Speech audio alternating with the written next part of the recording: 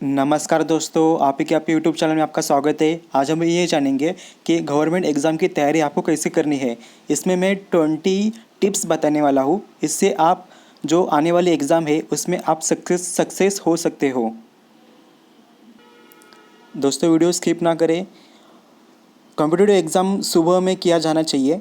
दोस्तों देखो, competitive exam जो होते हैं यानी कि गवर्नमेंट एग्ज़ाम होते हैं वो आपको सुबह करने हैं। मतलब सुबह करते समय आपको जो एग्ज़ाम स्टडी कर रहे हो वो आप आपके मतलब जो बात करते हो या एग्ज़ाम स्टडी करते हो वो आपको यानी कि माइंड में स्टडी नहीं करना है, आपको ज़ोर ज़ोर से उसको पढ़ना है। आप ज़ोर ज़ोर से पढ़ोगे तो आपके माइंड में वो चला जाएगा, यानी कि आपके माइंड में वो सेव हो जाएगा। ये है पहली टिप्स। जो दूसरा वाला स्टेप है उसमें आप जो भी स्टडी कर रहे हो, ज़ोर ज़ोर से पढ़ रहे हो पर वो ध्यान में नहीं आता, यानी कि फिर से आप दूसरे दिन फिर से वो स्टडी करते हो पर आपके ध्यान में नहीं आता। तो क्या करो कि जो भी स्टडी करते हो उसमें से आपको जो याद नहीं आ रहा उसका जो स्टडी होता है वो आप फिर से लिखना शुरू करो, यानी कि जो याद नहीं रहता वो आप फिर से लिख लो। इससे क्या होगा, आपके माइंड में चला जाएगा और परमानेंटली सेव हो जाएगा। मॉर्निंग में स्टडी करते समय आप जब स्टडी करते हो आप ध्यान रखो कि मॉर्निंग में स्टडी करते समय आपका जो बॉडी है वो फ्रेश होना चाहिए। कभी भी स्टडी करते समय आप सुबह स्टडी करो। सुबह के समय में आपको कोई डिस्टर्ब नहीं करता, ये बहुत अच्छी चीज़ है। पर आप जब दोपहर में स्टडी करते हो या रात में स्टडी करते हो तो क्या प्रॉब्लम होता है, आपके दोस्त फोन कॉल करते हैं और बहुत सारे प्रॉब्लम आते हैं यानी कि घर में। तो आप स्टडी करते समय कभी भी आप दिन में स्टडी मत करना, नॉर्मली करो स्टडी। पर सुबह और रात के 12 बजे के बाद में आप 2-2 घंटा तो स्टडी करोगे। सुबह 2 घंटा और रात में 2 घंटा स्टडी करोगे तो आपको कोई डिस्टर्ब नहीं करेगा। जो आपकी स्टडी है वो बहुत अच्छी हो जाएगी। सेकेंड पॉइंट है वो आपकी जो मेहनत, यानी कि आप जो भी स्टडी करते हो, स्टडी करते समय आपको जो मेहनत लगता है यानी कि आप कितनी देर घंटा स्टडी कर सकते हो उसके ऊपर डिपेंड है कि आपकी कितनी मेहनत है। तैयारी आपकी मतलब इच्छा होनी चाहिए पूरी करने के लिए, यानी कि स्टडी पूरा पूरा करने के लिए, मेहनत करने के लिए मानसिक तैयारी करना बहुत इम्पोर्टेंट है। यानी कि आपकी जो मानसिक स्थिति है उसको बहुत आपको मतलब स्थिर रखना चाहिए, यानी कि एकदम जितना आप स्टडी करोगे उतना आपको एकदम माइंडसेट रखना है। यानी कि माइंडसेट रखोगे तो आपकी पूरा स्टडी हो जाएगा। आपको जो पूरा टाइम टेबल है यानी कि 2 घंटा स्टडी करना है तो करना है, उसमें ब्रेक नहीं लेना आपको। आप कुछ भी करो पर 2 घंटा स्टडी करो। नेक्स्ट में जो आता है वो आप किस एग्ज़ाम के लिए ट्राई करो, ये रेलवे, बैंक, डिफेंस या अदर एग्ज़ाम के लिए ट्राई कर लो, उसका सिलेबस क्या क्या है वो सिलेबस आप पढ़ो अच्छे से और उसी की तैयारी करो। यानी कि आपका जो टारगेट है ये फोकस, जो एग्ज़ाम के लिए ट्राई कर रहे हो आप उसी एग्ज़ाम के लिए आप प्रिपरेशन करो अच्छे से। तो आपको क्या क्या मिलेगा, उसमें सीधा रास्ता जो है उसी में आपको मिल जाएगा। यानी कि गवर्नमेंट एग्ज़ाम में जो टाइप्स रहते हैं उसके ऊपर से आप एक माइंडसेट रखो कि हाँ मुझे यही एग्ज़ाम क्रैक करना है कुछ भी करके। आपने किसी जॉब के लिए आप ट्राई कर रहे हो, आपने चॉइस कर लिया तो आपको उसी चयन का यानी कि उसी पोस्ट का आपको जो सिलेबस है उसके ऊपर आपको फोर्स रखना पड़ेगा। आयोग द्वारा पद के लिए विज्ञापन दिए जाने के बाद यानी कि आपको जो रेलवे का जो सिलेबस है उसके ऊपर आपको फोकस रखना चाहिए। सिलेबस में क्या क्या है उसके ऊपर ध्यान रखना चाहिए। वो सिलेबस अच्छे से आपको पेज 1, पेज 2 और पेज 3 पे लिखना चाहिए। उसमें से आपको जो सिलेबस में इजी लग रहा है, यानी कि समझो रीजनिंग का टॉपिक है, मैथ्स का टॉपिक है और जो भी अदर्स टॉपिक है उसके ऊपर आपको लिखना चाहिए। बाद में आपको उसी टॉपिक में से जो इजी सिलेबस है यानी कि जो उसमें से जो टॉपिक रहते हैं, यानी कि रीजनिंग में जो अच्छे टॉपिक है यानी कि 12-13 टॉपिक रहते हैं उसमें से 8 ऐसे टॉपिक निकालो कि आपको बहुत ईजी है। उसके बाद आपको क्या करना है, उसके बाद जो इजी टॉपिक रहते हैं उसमें से वो आपको 101% अच्छे से करना है। उसमें क्या होगा आपका, बाद में जब आपको जो इजी टॉपिक हो जाएंगे उसके बाद आपको जो हार्ड टॉपिक लगते हैं यानी कि आपको थोड़ा सा प्रॉब्लम आ रहा है इस टॉपिक में, सॉल्व होने के लिए बहुत सारा टाइम लगता है, तो बाद में हार्ड टॉपिक कर लो। इजी टॉपिक होने के बाद हार्ड जो एकदम अच्छे नहीं होते, मतलब आपको स्ट्रेस जल्दी नहीं होता, वो समझ में नहीं आते, तो उसका बाद में करना। जो इजी टॉपिक है वो पहले करो और बाद में जो आपको मतलब जल्दी नहीं होते उसके बाद में करो। ये सब होने के बाद आपको जो बाद में एग्ज़ाम जैसे जैसे पास आते हैं, यानी कि इसके एग्ज़ाम के पहले आपको प्रिपरेशन बहुत इंपॉर्टेंट रहता है। यानी कि आपका सब स्टडी होने के बाद आपको मॉक टेस्ट यानी कि टेस्ट देना है। आपको हर एक वीक में आपको 2 से 3 पेपर आपको घर बैठे सॉल्व करने। इससे क्या होगा, आपको कितने मार्क्स मिल रहे हैं, हाँ मुझे 60 मार्क्स मिल रहे हैं, मुझे 85 मार्क्स मिल रहे हैं, मुझे 95 मार्क्स मिल रहे हैं। तो आपको 60 मार्क्स मिल रहे हैं तो आपका स्टडी बहुत कम है। आपको 85 के ऊपर मार्क्स मिल रहे हैं तो आपको स्टडी चालू है। आपको 90 मार्क्स मिल रहे हैं तो आपका स्टडी कंप्लीट है। बट आपको बहुत कम मार्क्स मिल रहे हैं, यानी कि आपका सभी सिलेबस का स्टडी नहीं हुआ। तो सिलेबस के ऊपर बहुत ध्यान रखना है आपको। अभी सिलेबस में क्या क्या आता है, रीजनिंग है, मैथ्स है, जीके है, इंग्लिश ग्रामर है। तो आप ये ध्यान रखो, 4 से 5 सिलेबस रहते हैं किसी भी एग्ज़ाम में। तो आप क्या करना है, 4 से 5 सिलेबस थे, उसमें से आपको जो इजी लग रहा है, देखो किसी को मैथ्स अच्छा नहीं लगता, किसी को रीजनिंग अच्छा नहीं लगता, किसी को जीके अच्छा नहीं लगता, पर किस किस को है तो उसमें से बहुत सारे टॉपिक बहुत पसंद पड़ते हैं, यानी कि जीके है जो वो सिर्फ पढ़ना है आपको। तो क्या करें, आप जीको को एकदम स्ट्रिक्टली फॉलो करें। मैथ्स को आप अच्छा हो तो मैथ्स भी स्ट्रिक्टली फॉलो करो अच्छे से। रीजनिंग है, किसी का सब्जेक्ट अच्छा लगता है तो स्ट्रिक्टली फॉलो करो। पर बाकी का जो टॉपिक जिसको अच्छे नहीं लगते तो पहले उसका स्टडी आप क्लियर करो। उससे क्या होगा, जो इजी मतलब जो इजी है वो बाद में आप फटाफट कर सकते हो, बट जो हार्ड है यानी कि बहुत कठिन है उसको आप क्या करो, पहले लो। इससे क्या होगा, उसका टॉपिक जो स्टडी करोगे वो पूरा हो जाएगा और बाद में सभी सिलेबस आपके पूरे हो जाएंगे। किसी भी टॉपिक के किसी भी स्टॉप अगर आपको ऐसा लगे कि आपको बहुत सारे इम्पोर्टेंट यानी कि इम्पोर्टेंट लग रहा है, यानी कि किसी भी एग्ज़ाम रहेगा उसमें जो सिलेबस रहता है उसमें से आपको जो इम्पोर्टेंट जो नोट्स निकालने हैं, यानी कि जो नोट्स होते हैं वो इम्पोर्टेंट नोट्स आप लिख के रखो। आप आपकी एक बुक करो, उसमें से आपको एक इम्पोर्टेंट नोट्स करो। उसमें से आपको क्या हो जाएगा, आप जब भी इम्पोर्टेंट लिखेंगे तो आपको सीधा माइंड में जाएगा। यानी कि मैथ्स के कुछ ट्रिक रहेंगे, रीजनिंग के कुछ ट्रिक्स रहेंगे, तो आपको वो ट्रिक्स जो है वो आपको एक बुक में लिख के रखना चाहिए। वो भी कैसे, वो भी मैं अभी बताता हूँ कि जब आप लिखते हो, एक ब्लू वाला पेन और एक रेड वाला पेन, ऐसे 2 पेन रखो। आपको जो इम्पोर्टेंट लग रहा है वो लिख के रखो। बाद में ये क्या होगा, आप दिन में 10-12 क्वेश्चंस यानी कि आप लिख के रखेंगे तो इससे क्या होगा, आपके 10-12 क्वेश्चन आप एग्ज़ाम के पहले, यानी कि जब भी एग्ज़ाम रहेगा तो 5-10 दिन पहले आपको वो रिवाइज़ करना है। तो इससे क्या होगा, जो लिखा हुआ होगा तो आपके माइंड में पहले से रहेगा, वो उसका रिवाइज़ हो जाएगा। तो आपके एग्ज़ाम के लिए बहुत ईजी हो सकता है। नेक्स्ट, जो रेड वाली लाइन दिख रही है और 3 ग्रीन वाली लाइन है, उसमें से आपको मैं अच्छे से बताऊंगा को।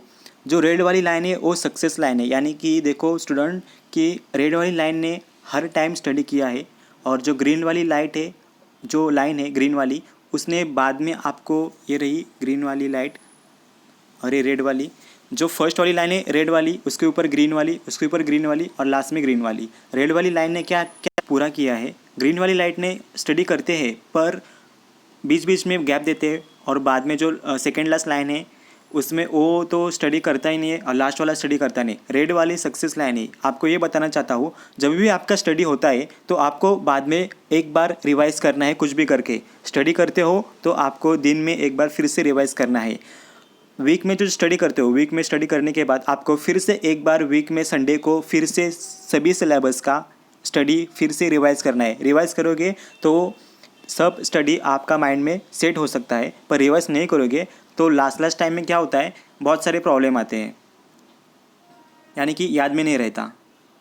दोस्तों, खाली समय में आप क्या करते हो? खाली समय में आपको दोस्तों के साथ बातचीत करना है, पर बातचीत करते समय आपको दोस्तों को सवाल पूछना है कि यानी कि जीके के क्वेश्चन पूछ सकते हो, साइंस हो, मैथ्स हो, कौन से भी क्वेश्चन आप पूछ सकते हो, या उससे आप रीजनिंग की ट्रिक्स या कुछ भी बता सकते हो। उससे लेना है, उसको भी देना है, यानी कि ग्रुप स्टडी करना है। खाली समय में आपको ग्रुप स्टडी में आपको खाली समय में आपको फिर से रिवाइज करते रहना है कि आज मैंने क्या स्टडी किया, और उनको भी पूछना है आज आपने क्या स्टडी किया है। इससे क्या होगा, जो आपका जो नॉलेज होगा वो बढ़ेगा, ट्रिक्स मिलेंगे, आपको टिप्स मिलेंगे। इससे आपको जो स्टडी होगा वो थोड़ा सा ग्रोथ होने लगेगा।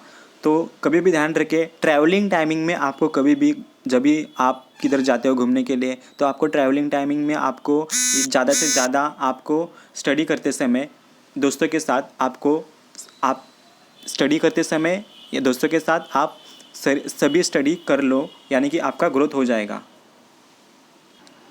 नेक्स्ट, टाइम की बचत। देखो दोस्तों, आप ट्रैवलिंग करते हो, बस, रेलवे, टैक्सी इससे आप जब जाते हो तब आपका टाइम आधा घंटा या 1 घंटा ऐसे ही जाता है। तो उसी दौरान आपको क्या करना चाहिए, कौन सा भी एप्लीकेशन मोबाइल में इंस्टॉल करना चाहिए, जैसे जीके हो, करंट अफेयर्स हो, यो जो क्वेश्चंस रहते हैं आपको मोबाइल में आपको सॉल्व करने। इससे क्या होगा, आपका आधा 1 घंटा तो ट्रैवलिंग में जाएगा, ऊपर से आपकी स्टडी भी हो जाएगी। इसी वजह से आपका जो टाइम का वैल्यू है वो बढ़ेगा, टाइम का वैल्यू बढ़ेगा तो आपकी स्टडी बढ़ेगी। ध्यान रखिए, आप ट्रैवलिंग करते समय आप भी स्टडी कर सकते हो, आधा 1 घंटा स्टडी बढ़ जाएगी, उससे आपका ही फ़ायदा होगा।